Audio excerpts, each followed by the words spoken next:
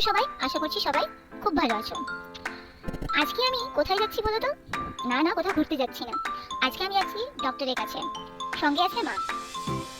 অনেকেই বলবে ডক্টরের কাছে কে মেকআপ করে যায় ভাই। জানি ডক্টরের কাছে কেউ মেকআপ করে যায় না, কিন্তু আমার মুখে প্রচুর পিম্পলস হয়েছে, প্রচুর প্রচুর প্রচুর দাগ হয়ে গেছে। যেহেতু শরীর অসুস্থতার কারণে নিজের কেয়ার করতে পারছি না আর নিজের যত্ন নিতে পারছি না, তাই মেকআপ করেই যেতে হয়, এটাই। আমি আর মা যাচ্ছিলাম ডক্টরের কাছে, যেহেতু আমার মানে গলায় একটু সমস্যা হচ্ছিল। আমার ব্যাপারে সেভাবে আমি কাউকে কিছু বলিনি। আমি কিছু রোগে আক্রান্ত, তার মধ্যে গলায় আমার কি হয়েছে আমি ঠিক নিজেও জানি না। গলায় খুব কষ্ট হয়, খেতে পারছি কিছু ঠিক করে খেতে পারি না। খাওয়ার পরে মনে হয় গলার মধ্যে কিছু একটা আটকে রয়েছে। এমনকি নর্মাল টাইমেও খাবার না খেলেও লাগে যেন আমার গলার মধ্যে কোনো খাবার বা কিছু আটকে রয়েছে। তার জন্য আমি ডক্টর দেখাচ্ছি। আর এই জন্যই আমি গেছিলাম ডক্টরের কাছে। প্রত্যেকবার আমি আমার মামুনিকে নিয়ে যাই, কিন্তু এই প্রথমবার আমি আমার মায়ের সাথে ডক্টরের কাছে যাচ্ছি। ডক্টরের কাছে যাচ্ছি। আমি এখানে যে কথাগুলো বলছি, কথাগুলো শোনা যাচ্ছে না ঠিকই, তার কারণ আমি কথা তো বলেছি কিন্তু সাউন্ডটা নিতে ভুলে গেছি। ডাক্তার দেখানো হয়ে গেছে, এখন আমি যাচ্ছি বাড়ি। বাড়িতে যাওয়ার আগে আমি আর মা দুজনে মিলে কিছু সেলফি নিয়েছি, ফটোও নিয়েছি। তার কারণ নতুন বছর মায়ের সাথে কাটানো হয়নি। আজকেই ছিল আমার মায়ের সাথে নতুন বছর কাটানো প্রথম দিন, তো তাই মায়ের সাথে কিছু ফটো সেলফি মায়ের মামের দুষ্টমিষ্টি খুনসুটি করতে করতে বাড়ি আসছিলাম। আসার সময় দেখতে পেলাম ড্রাগন ফল আর আঁশফল। খেতে খুব মন চাইছিল, কিন্তু ঠান্ডার জন্য ঠান্ডা লেগে রয়েছে বলে খেতে পারিনি। এখানে কি বলছে আমি নিজেও বুঝতে পারছি না, তার কারণ সাউন্ড উঠিনি, সাউন্ড নিতে ভুলে গেছি। তাই কিছু আমার বলছিলাম যে যাই হোক, আরেকটা গুড নিউজ হচ্ছে আজকে আমার জীবনের সবথেকে বড় দিন। তার কারণ আমি আমার স্বপ্নের প্রথম ধাপে পৌঁছে গেছি।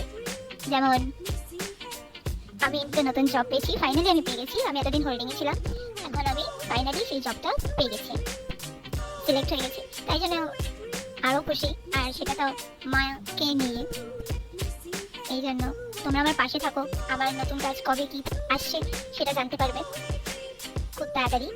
আর আমি কি বলছি আমি নিজেও জানি না, আমার খালি করার আমি করছি, চেষ্টা করছি ভালো করে করার। এই ছোট ছোট দুষ্ট মিষ্টি খাবার বলো, এরকম ব্লগ আসবে, আস্তে আস্তে করতে করতে শিখে যাবো। সানগ্লাসটা পরেছিলাম তার কারণ রোদ ছিল না, মা বলছিল যে ঠান্ডাতে এখন রোদ নেই, তুমি সানগ্লাস কেন পরেছো, তাই জন্য। কি আমার মাকে মিষ্টি লাগছে না? আমি মা আছি আসলে মিষ্টি। আর এই যে মায়েরকে নিয়ে চলে এসেছি বাড়ির কাছে। এখন বাড়ি যাবো, বাড়ি গিয়ে লাঞ্চ করবো, যেহেতু লাঞ্চ করা হয়নি। আর লাঞ্চে কি কি আছে আমাদের সাথে সেটাও শেয়ার করবো। এই শাড়িগুলো খুব সুন্দর লাগছিল, তাই জন্য শাড়িগুলো কিনে নিয়েছি। শাড়ি কাপড়গুলো খুবই সুন্দর লাগছিল, ইচ্ছা আছে একটা নেওয়ার। ফাইনালি বাড়ি চলে এসেছি। বাড়ি এসে একটু নিজেকে নাটক করছিলাম, ঢং করছিলাম আর কি। আর লাঞ্চে হলো আজকে লাউ মাছ, এটা ভাত, আর হলো লাল শাক আর রুই মাছটা নিতে ভুলে গেছি। এখানে নানু লাঞ্চ করছিল আর আমি সেটার ক্লিপ নিচ্ছিলাম, নানু বুঝে গিয়েছে। ফাইনালি খাওয়া দাওয়া শেষ, এখন একটু মনটা খারাপ, তার কারণ আর একটু পরে আমার মা চলে যাবে ডিউটিতে, 24 আওয়ার্স ডিউটিতে।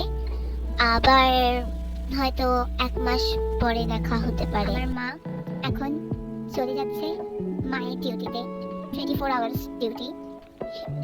আমার মন খারাপ, প্লাস মায়েরও মনটা খারাপ। মায়ের মুখ দেখলেই বুঝতে পারবে, সে হাসার চেষ্টা করছে, কারণ আমি হাসিমুখী, আমার মাও হাসিমুখী, এই জন্য দেখতে পারো মামে অনেক করেছে।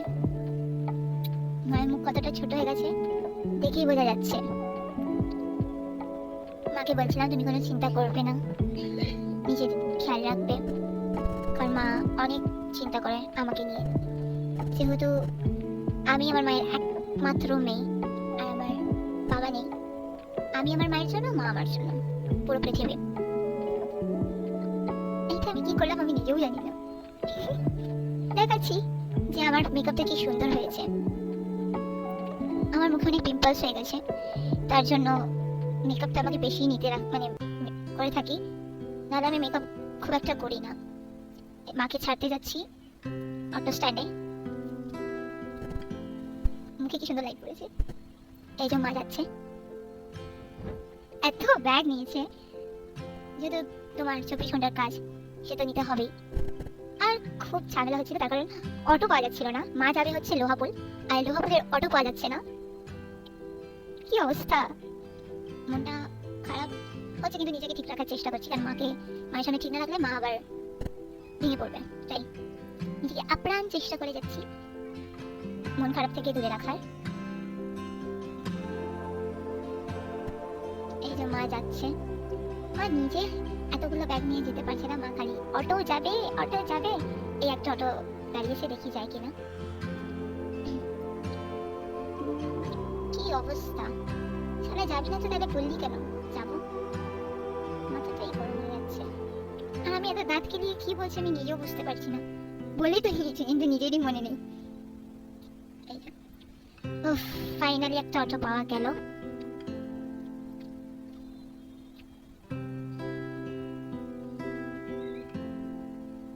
মা পুরো কান্না কান্না হয়ে গেছে,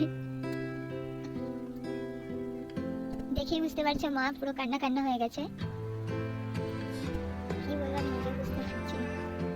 এটা আমাদের মামের আজকের লাস্ট ইয়ার। মাকে দেখে আমার নিজেরই কান্না পাচ্ছিল, কিন্তু কান্না হবে না। যাই হলো, মা চলে গেল সব। এখন মা চলে গেছে, এবার আমিও যাচ্ছি আমার নিজের গন্তব্যস্থলে, মানে আমার বাড়ি ঢুকে গেছি। ঢং ঢং সব ঢং করছি।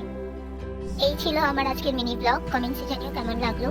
এরকমই আরো ভিডিওস পাওয়ার জন্য চ্যানেলটাকে সাবস্ক্রাইব করো, লাইক করো, আর প্রচুর প্রচুর শেয়ার করো। Take care everyone, by.